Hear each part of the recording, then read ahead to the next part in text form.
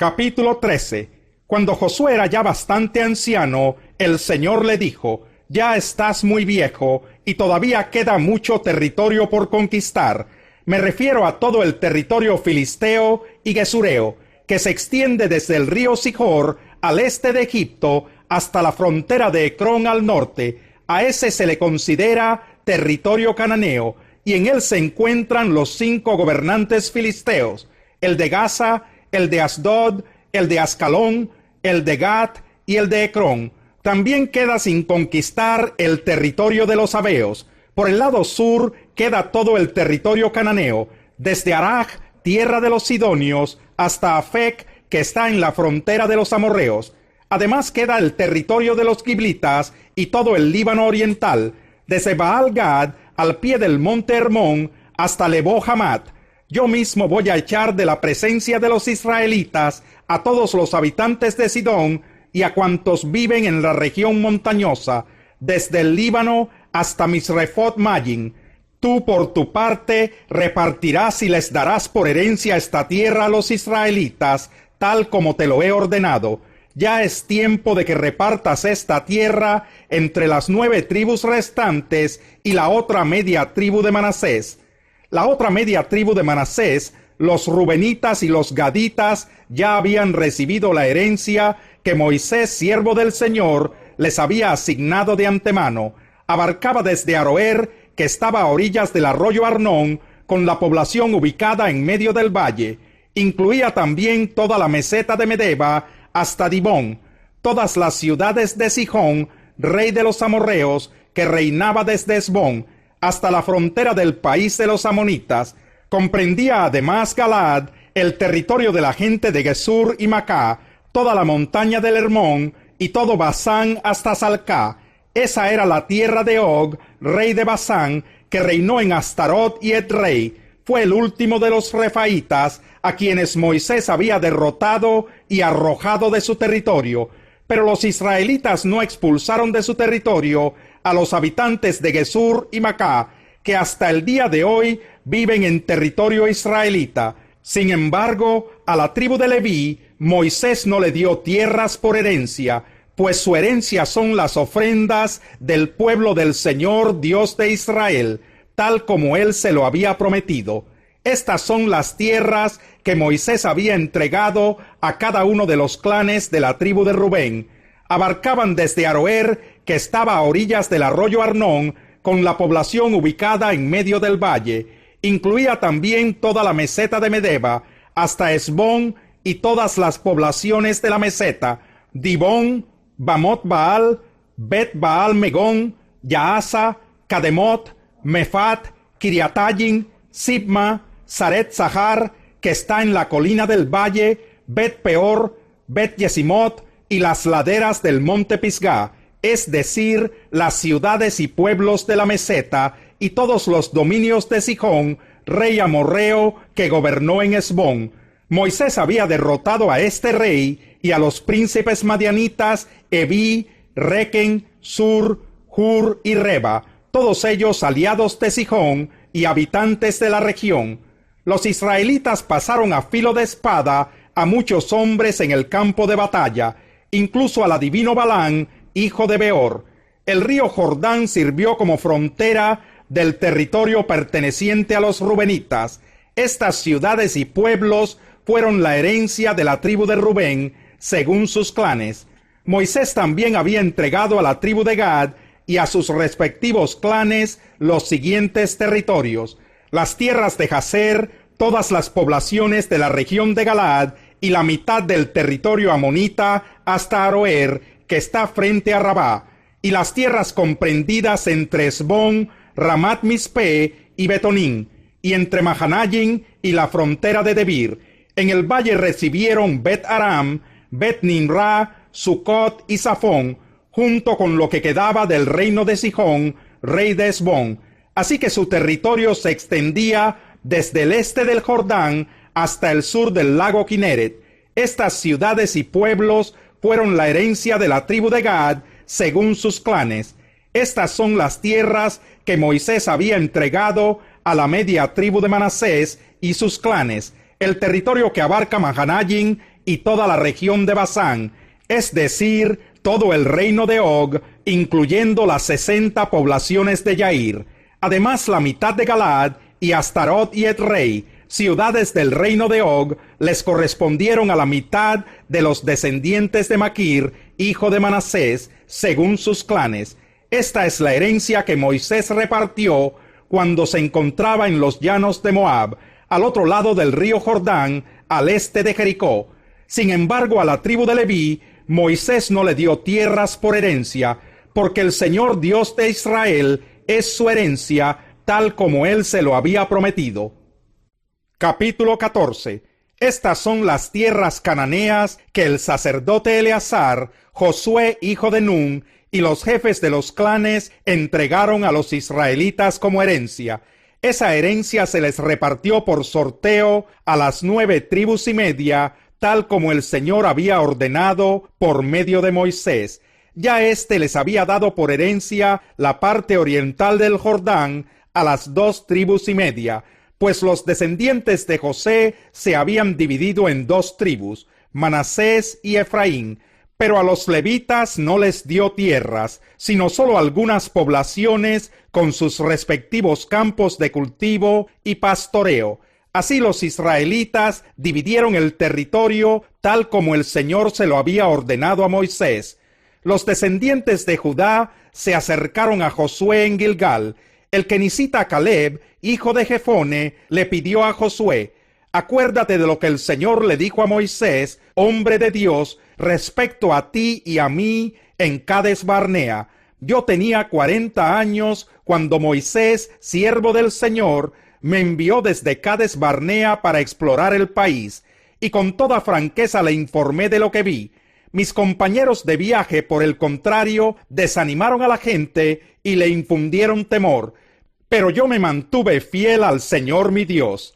Ese mismo día Moisés me hizo este juramento: la tierra que toquen tus pies será herencia tuya y de tus descendientes para siempre, porque fuiste fiel al Señor mi Dios.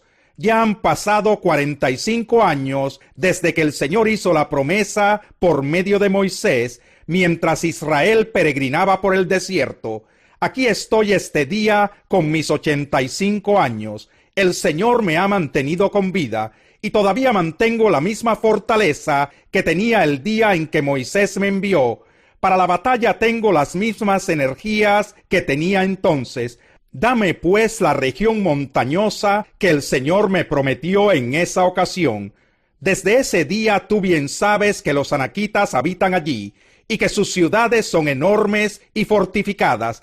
Sin embargo, con la ayuda del Señor, los expulsaré de ese territorio, tal como él ha prometido.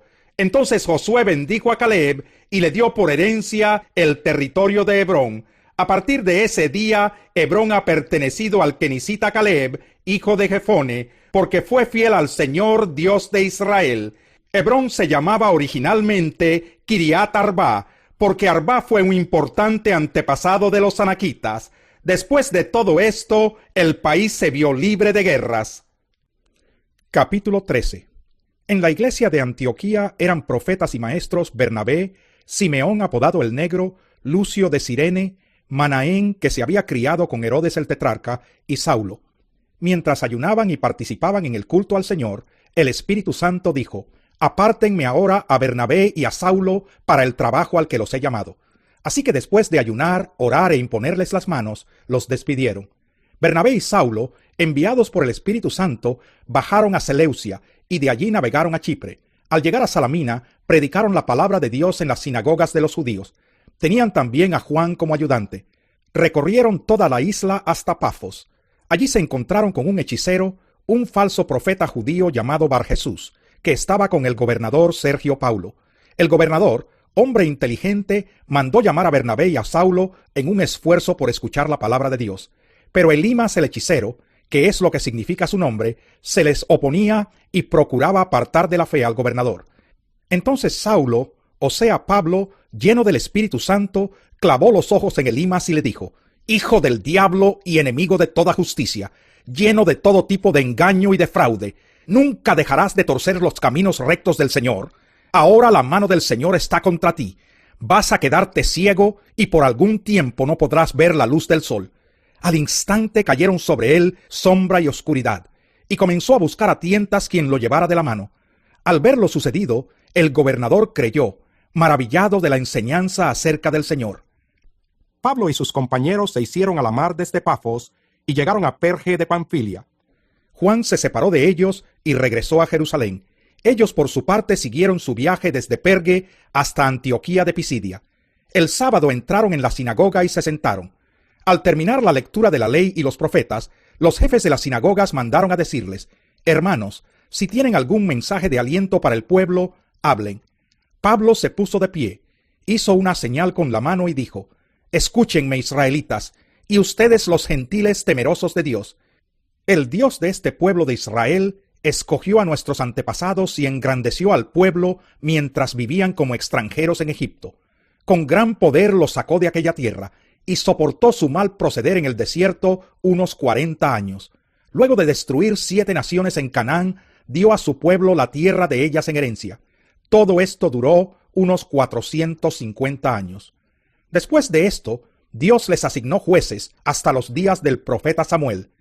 Entonces pidieron un rey, y Dios les dio a Saúl, hijo de Quis, de la tribu de Benjamín, que gobernó por 40 años. Tras destituir a Saúl, les puso por rey a David, de quien dio este testimonio: He encontrado en David, hijo de Isaí, un hombre conforme a mi corazón. Él realizará todo lo que yo quiero. De los descendientes de éste, conforme a la promesa, Dios ha provisto a Israel un Salvador, que es Jesús.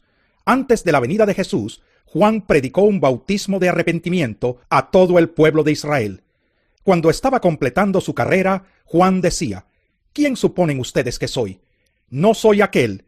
Miren, después de mí viene uno a quien no soy digno ni siquiera de desatarle las sandalias. Hermanos, descendientes de Abraham, y ustedes, los gentiles temerosos de Dios, a nosotros se nos ha enviado este mensaje de salvación. Los habitantes de Jerusalén y sus gobernantes no reconocieron a Jesús. Por tanto, al condenarlo, cumplieron las palabras de los profetas que se leen todos los sábados. Aunque no encontraron ninguna causa digna de muerte, le pidieron a Pilato que lo mandara a ejecutar. Después de llevar a cabo todas las cosas que estaban escritas acerca de él, lo bajaron del madero y lo sepultaron. Pero Dios lo levantó de entre los muertos. Durante muchos días lo vieron los que habían subido con él de Galilea a Jerusalén, y ellos son ahora sus testigos ante el pueblo. Nosotros les anunciamos a ustedes las buenas nuevas respecto a la promesa hecha a nuestros antepasados. Dios nos la ha cumplido plenamente a nosotros, los descendientes de ellos, al resucitar a Jesús. Como está escrito en el 2 Salmo: Tú eres mi hijo, hoy mismo te he engendrado. Dios lo resucitó para que no volviera jamás a la corrupción. Así se cumplieron estas palabras: Yo les daré las bendiciones santas y seguras prometidas a David. Por eso dice en otro pasaje: No permitirás que el fin de tu santo sea la corrupción. Ciertamente, David, después de servir a su propia generación, conforme al propósito de Dios, murió, fue sepultado con sus antepasados, y su cuerpo sufrió la corrupción. Pero aquel a quien Dios resucitó, no sufrió la corrupción de su cuerpo. Por tanto, hermanos, sepan que por medio de Jesús se les anuncia a ustedes el perdón de los pecados. Ustedes no pudieron ser justificados de esos pecados por la ley de Moisés, pero todo el que cree es justificado por medio de Jesús. Tengan cuidado, no sea que les suceda lo que han dicho los profetas.